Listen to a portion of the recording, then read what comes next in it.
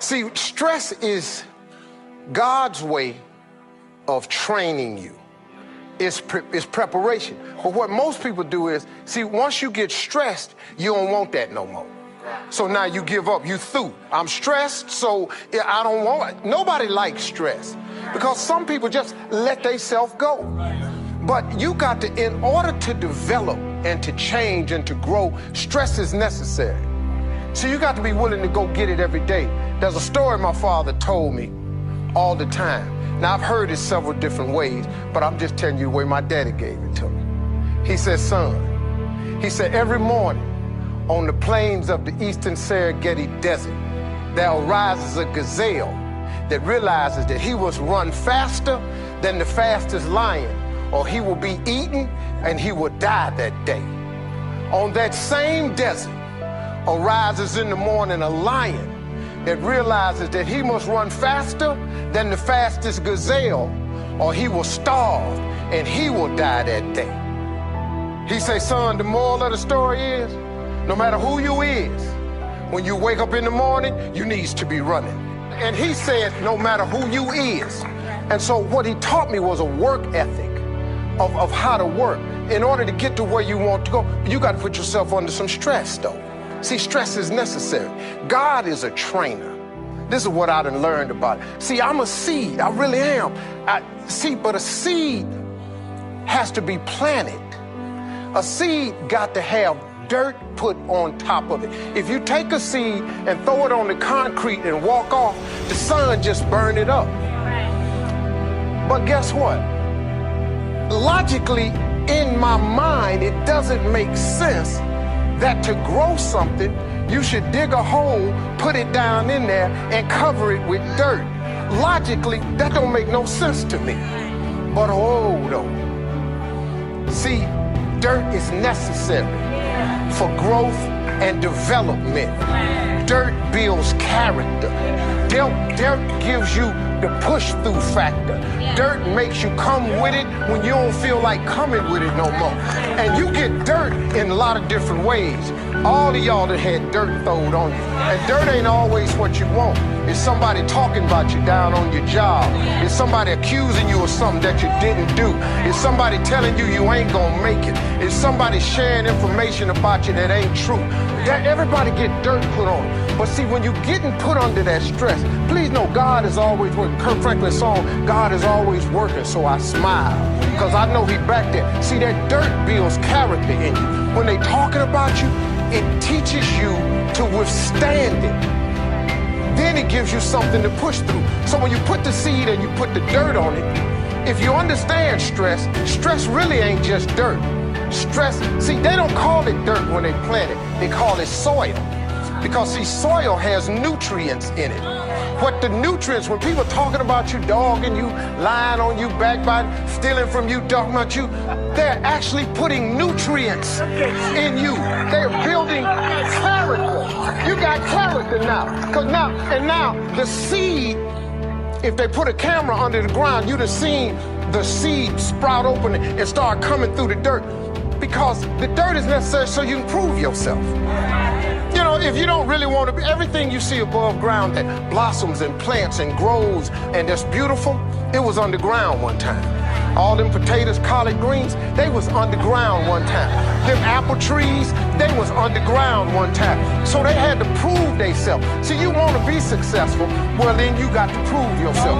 You got to push through the dirt. You got to come up through here. You got to come out. Then you sprout, and then Bishop say, then you become a tree. Next thing you know, you got fruit.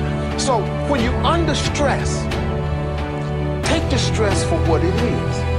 Don't get fooled. Don't just think, I don't run, man, Lord must not mean for it to be.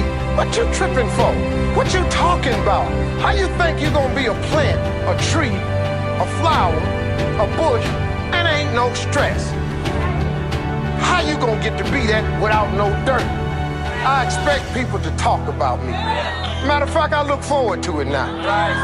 Do your thing, because if I can weather what happened to me and my family earlier, you can bring whatever you got now. There's some more stuff going around now that's about to happen. Bring it.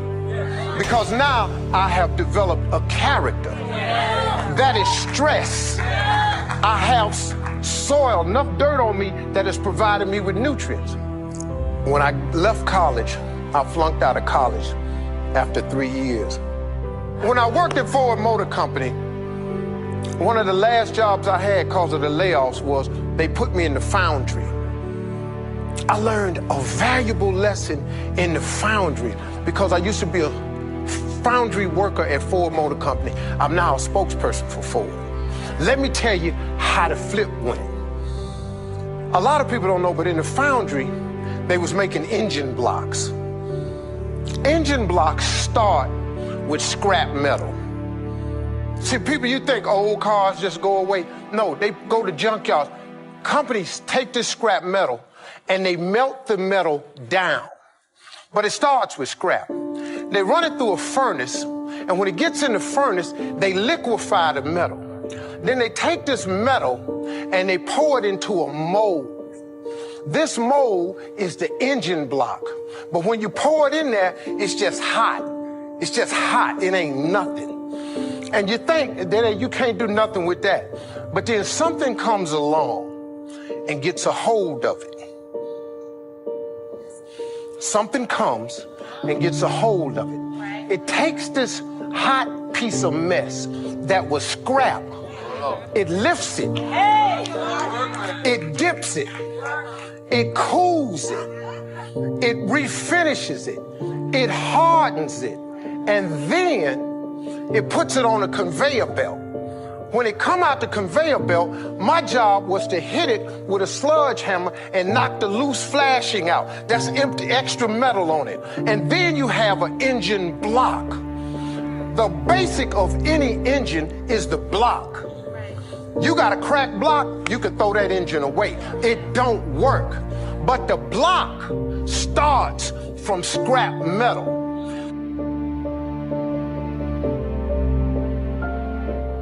This is a message for people who have messed up, failed, faltered, blew it, did something stupid, got yourself in trouble, and you think your life is over because you did something stupid. No. Your life is not over. Yes, they're going to talk about you. Yes, they're going to bring up your past. Yes, there's going to be a chatter. Yes, there's going to be a threat over your head. But nothing that the enemy is chattering about has put out your fire. Oh, my God. Do not be misled. Bad company corrupts good character. You don't have a shortage of talent. You don't have a shortage of gifting. Your problem is you have corrupted character. And if your character is corrupted, it doesn't matter how talented you are. When push comes to shove, you will not last and you will not fulfill the mission God has for your life. And the best way to get good character is to remove bad company. Somebody say, check your circle. I'm telling you, in every person's life, there's always a degree of chatter. Some little underground noise. You trying to be a mama and you never had one. You trying to be a daddy, what you know about being a dad? There's always some background noise to what you are trying to do. You gonna open up a business and you 2 months behind in your rents. The moment you raise your hand and says, I'm going to do something, I can guarantee you that somebody's not gonna agree with what you're going to do. Somebody's not going to be supportive of what you're trying to do. Somebody's going to try to assassinate what you're trying to do. And yet you have to have the commitment and the calling and the tenacity and the character to be able to withstand the onslaught that comes against you in order to proceed toward your destiny and toward your purpose. You want friends who, when something good happens to you, that's good for you, right? They're happy about that. They're not like all bitter and resentful underground, like saying horrible things behind your back and telling you how they did something that was better and trying to drag you down. It's like, that's not helpful. And then when something bad happens to you and you go to them and you say, look, this terrible thing happened to me, first of all, they don't try to top it with some like horrible thing that happened to them because they don't have the patience to listen. And second, they're not secretly gloating about the fact that catastrophe finally befell you. It's like they're actually hurt by it. And that chapter's an injunction. It's like, take a look at the people that are around you. And if they're not on the side of what's good for you, then walk away. I learned more about who I was from my haters. I had no idea I was even important enough to be hated on the level I was hated on. I couldn't even defend myself because I was shocked that you cared enough to write anything about me. Who am I that you would care anyway? Your hatred of me helped to tutor me into understanding my own significance. Oh, y'all don't hear what I'm saying? I think the biggest vulnerability you've got is you actually value somebody's opinion more than you value your own. But the reason I've been able to always do my thing is when I was 24 and people were like, oh, you work at your dad's liquor store? I heard that as like a chip on my shoulder, you know? I loved it. I was like, cool, keep sleeping on me, you know? Like, I'm glad you're on Wall Street making $100,000 buying BMWs and dumb jewelry. I'll see you in 30 years. Like, to me, the way you win is you realize you can't hear nobody. You gotta get real quiet up here. I can't hear anything. You go look at my Instagram right now, my first post, I'll post something, first 100 replies in 1 second. You're Jesus. You walk on water. You're the best. You're the all-time. Can't hear him. The next 100, you're a piece of, you're full of, you're a snake oil salesman. Can't hear him. I'm in my own mind, doing my own thing. And that comes with self-esteem. Everybody's trying to keep up with the Joneses. I'm not worried about you renting out cash from the bank and putting it to your ear.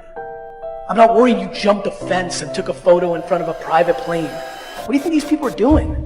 They're posing. You have goals and dreams you want to achieve. Ask yourself the question, who should I count on and who should I count out? And so many people never achieve their goals because they have too many toxic, negative, energy-draining people in their lives. And you have to have goals outside of your comfort zone that will challenge you, because in order to do something you've never done, you've got to become someone you've never been. And I'm going to tell you, I am amazed today at the people who allow criticism to shut down their assignment, who shrink into the abyss of depression, who walk away from what they have been called to do simply because everybody didn't validate them and support them. They simply gave up. It's amazing. In fact, I would be bodacious enough to say that you don't deserve the right to lead if you walk away just because somebody didn't agree with you. You don't need anybody who will just stand when times are good. You need somebody to stand when things are tough. I don't just need a good mama on a good day when the sun is shining and we can get along and everything. I need a good mama when the money is low, the circumstances are bad, all hell is breaking loose, I'm in trouble, I've almost lost my mind, but somebody who's gonna stand there and be good in the midst of bullying and adversity. I need somebody who's gonna stand there and be strong. In fact, good leadership is determined by tough times. You can't prove you're a good leader in good times. You prove good leadership in bad times and tough situations. So you earn the right to be heard through the things you suffer. Be very careful of people who manipulate and play on your emotions. They get you to sympathize with them. They get you to feel sorry for them. This is not about being heartless. I need you to try your best to emotionally protect yourself from a specific characteristic. Some of y'all are so used to operating overweight, you're never going to get there. And guess what? You love negativity and dysfunction and keeping these negative people in your life so much. Even everything about this video makes you so uncomfortable, you probably stopped it a long time ago. I'm only talking to the people that are ready to get to the next level of their life and their career. And they're going to boldly walk into the next season of their life, unapologetically getting rid of all things, people, and situations that no longer belong in their life. You run around with losers, you will end up a loser. Unconsciously, you will pick up their ways, you will pick up their habits, you'll pick up, most importantly, their attitude about life. If you're around cynical, negative people all the time, you will become cynical and negative. Align yourself with people that can encourage you, people that can empower you, people that you can learn from, people that you can grow from. That's very important. You're rich before you got the money. You're educated before you got the degree. You're a leader before you get the job. You're a visionary before you become a CEO. You're a wife before you get married. You're a husband before you find the woman. If you're not that before, you won't be out. So you have to go through a period of displacement where you have vision to function on a level and don't have opportunity, which creates frustration. Because you say, I feel this with everything I got inside of me, but nothing outside has acknowledged me on the level that I think on. I'm under attack, but I'm still on fire. I got some chatter, but I'm still on fire. I got some threat, but I'm still on fire. I've been to hell and back, but I'm still burning. Last time I tried it, I got in trouble, but I'm still burning. I got some haters that's trying to destroy me, but I'm still burning.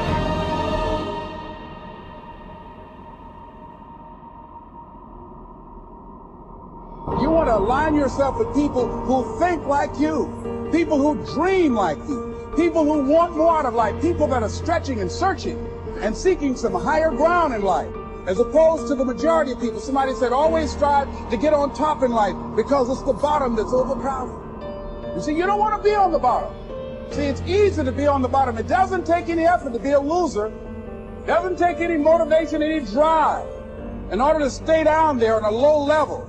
But it calls on everything in you, ladies and gentlemen. You have to harness your will to say, I'm going to challenge myself. Sometimes I have to pull myself out of bed and say, come on, Glenn.